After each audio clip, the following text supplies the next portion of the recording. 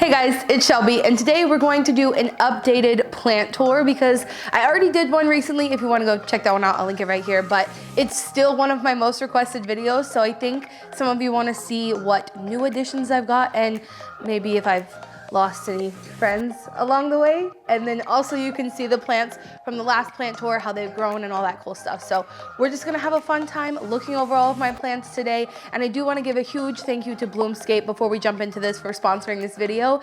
If you guys don't know, Bloomscape is the perfect place to go and get houseplants for your home that make it really simple and easy. It's delivered to your door in completely recyclable packaging and you don't have to think too hard about it. So we'll talk a little bit more about them later, but if you wanna jump ahead, you can get $10 off with the link at the top of my description. Okay, let's hop into looking at all my plants. So I'm really excited to move around the room and show you some of my new plants and also some of my old plants because they're blooming right now, which is very exciting. When I show you this wall, you may have remembered that there were air plants living like in some of these baskets before. Now they're not. I'm pretty sure they're dead. So we're just gonna forget about that. We let them stay there because like this is a moss ball from a tree outside. I guess it adds to the theme a little bit. So we're gonna move on to the ones that I'm doing well with, which are these pothos up here. If you can see them, they're quite far above my head. I got these because I really wanted them to be able to cascade down here. And I just think that once they grow, it'll be really, really beautiful. Pothos are a really low light houseplant, really great starter plant if you want one. And these guys don't get that much light, just like from what's around the room, but they are growing pretty well. That's a new addition from the last plant tour, as is this plant wall. So these planters are actually by a brand called Wally Grow. I'll have them linked below. And they make these planters out of recycled plastic and they come in a bunch of different colors. So my friend Allie Cherry actually made a plant wall kind of similar to this, but basically I got this inspiration from her because it just looks so good. And this wall was completely blank. So I was like, that's the perfect place to do it. So these are all different varieties of pothos as well. I won't go through each one, but I'll leave the names on the screen for you right now. All pretty low light plants and easy to take care of. This plant here you guys ask me about all the time because it sits in the back of most of my main channel videos. And this is called an aglaonema. They often don't come, I think, in bushes this big. You'll see them much smaller. So when I found one this big, I was like, oh, I have to get that. This is a Prince of Orange. Nothing too much to say about him. And then if you remember from my last plant tour, I mentioned this elephant ear over here, that he always only has one leaf because as soon as he starts to grow another leaf, the one he has dies. And of course, we're in the process of that right now. So he just started dying 3 days ago or so, but I've just learned to accept it because he's gonna grow another leaf literally right after it dies. That's just how it goes, so whatever. This is a Hoya. It did bloom this year like 7 or 8 times, but I think it's done now. I don't see any on it, so. But this did bloom for me, which makes me very happy. My fiddle leaf fig, still alive. It's so picky, but it's been doing really well so far and it's putting out new leaves, so that's always a good sign. We have my white bird of paradise. It's one of my biggest plants and they like a lot of water. That's mostly what I've learned from it. So if you're looking for a bird of paradise, give it a lot of water and a lot of light as well. And my monstera back there is one of my oldest plants. I think a lot of people get confused. These are also called split leaf philodendrons. So if you see them labeled as either one of those, that's a monstera. But this is one of my oldest plants. And I recently got a new one because it's also one of my favorite plants. And we'll see that guy in a little bit. This is a philodendron, Brazil. Brazil philodendron. Okay, here we go.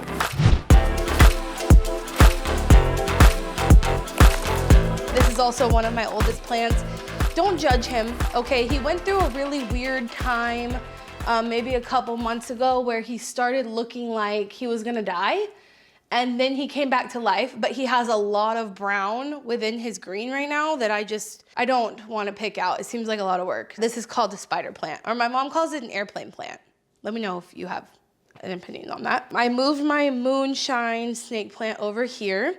And this guy, I still don't know what it's called, but I'll look it up and I'll put it on the screen for you. And then this is my new monstera, which I'm so excited about. Look how happy he is already. So I did get this new Monstera from Bloomscape, like I mentioned. They are an awesome online service where you can go and get the houseplant of your dreams to make your home beautiful and green, a lot like mine. But this Monstera is a Monstera deliciosa, also like I said, known as a split leaf philodendron. And Bloomscape has a ton of resources over on their website to help you learn how to care for the plants that you pick. And that's why I really wanted to partner with them, because I know right now houseplants are really trendy. A lot of people are buying them and not taking the best care of them, and they end up dying. And so I really like that Bloomscape has resources for you guys to not have to deal with that. It also came in completely cardboard. I didn't see any plastic in my packaging, so all of the packaging was recyclable, which makes me very happy. And all of their pots are also made of 80% recycled plastic. So that's why I was super excited to partner with them on this video. Like I said, it just makes it really easy to shop for houseplants. So if you want many of the plants that we've already seen and that we will continue to see throughout this video, make sure you check out Bloomscape and you can get $10 off your first purchase with the link in the description. That's that guy. He's gonna get big and beautiful like my other one day. I'm really excited for that. And then these are some new plants as well. If you remember from my last video, I had a different plant over here who was getting way too much light because this is a southern facing window. One of these, okay, I have 3 Hoyas that are crimson, queen, or princess. So they're 2 different types of varieties. And the difference is the leaves will start out either green and have white grow in them from the center, or white grow on them from the outside, if that makes sense. So this is the one where the green grows from the inside, and I believe this is a crimson queen. I don't know which one, but yeah, these are the ones that flower a lot, and I'll show you the one that has a flower on it right now in just a second. But this is also another bird of paradise, but this one is a golden bird of paradise. And this is my rubber tree. He is currently in growing season, spitting out a ton of new leaves. When they're in growing season, they grow like crazy. When they are dormant, they look kind of sad, but that's okay because, you know, we still love him. So a lot of plant companies, they don't know what they're talking about. Not even plant companies. I'll say places where you can buy plants, like you can get plants at Walmart, Home Depot, you know what I mean? But they don't know what they're doing a lot of the times, and they label things incorrectly. So this was labeled as a Hoya Hindi rope, and it's not. I'm pretty sure this is a Hoya Crinkle 8. But regardless, we love him. And that's also why I recommend shopping with places like Bloomscape who do know what they're talking about. I'm just gonna throw that out there. Next up, the plant shelf.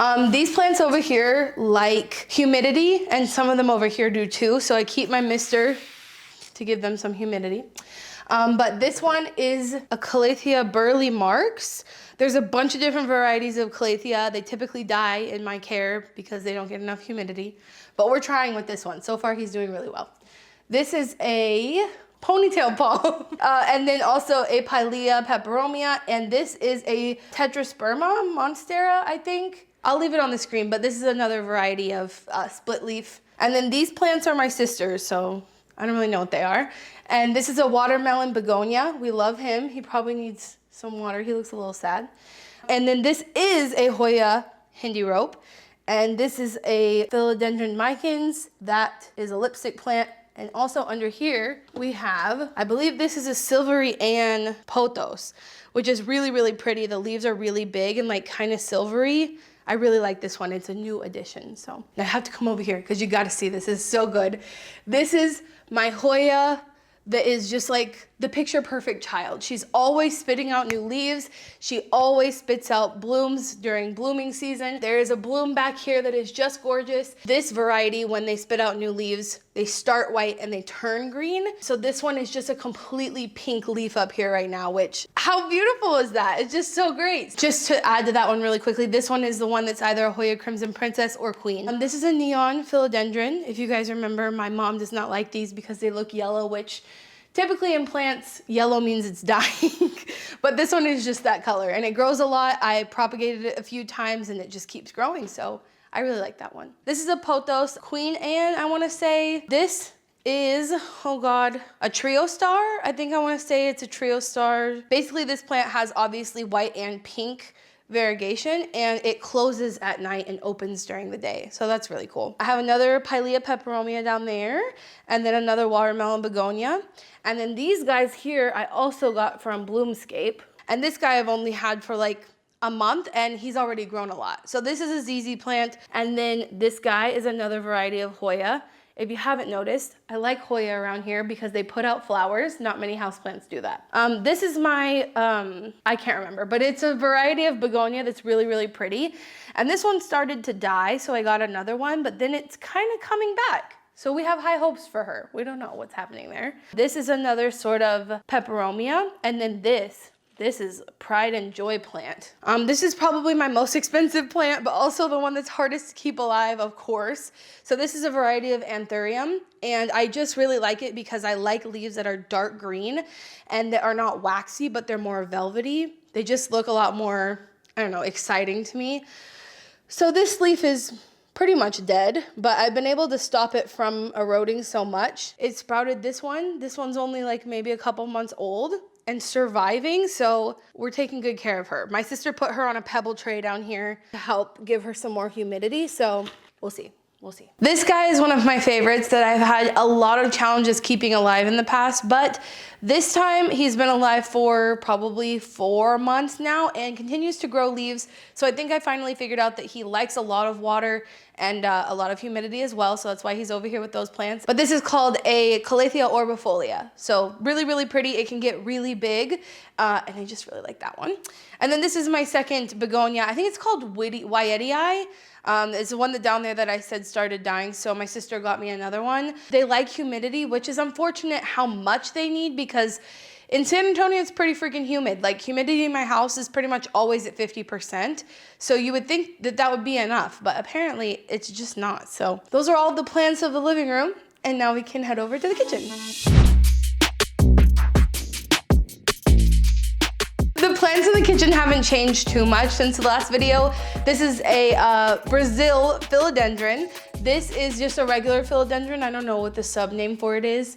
And then that is called a nerve plant. There's another name for it. I'll put it on the screen. That's what those are. This is actually a cutting that I had in soil for a while. So again, I say some plant places don't know what the hell they're doing. And with this guy specifically, they put what would normally be looked at as a propagation directly in the soil without it growing any roots. So I would have to constantly water this guy and he would still look like he was dying. But somehow all that time he survived. I had him in a pot for like a year until I realized they didn't let any roots grow. So I took him out of the soil and put him in the water so he can grow some roots, and his leaves look a lot happier. So eventually once he grows roots, I can put him back in a pot and he can be a full-on plant. But for now, he's hanging out here. And then this is where I moved the Cebu Blue, I think is how you say it. It used to be over there. Like I said, it was getting way too much light because that's a southern facing window. This is an east facing window, but obviously there is a patio outside so he doesn't get too much light, and he is recovering. You can see he's kind of yellowish here because too much light for too long, but he'll be happy eventually. And then this is just cuttings of my basil, but I'll show you a close-up of their growing roots so that we can make them into full-blown plants as well. And then this is my herb garden. You guys probably heard me talk about it recently. If you missed that video, I'll link it right here. Go check it out. I talk more about how we set all of this up, but we have oregano, thyme, and basil growing in here, which I love. And then there's a few plants in my office I want to show you too.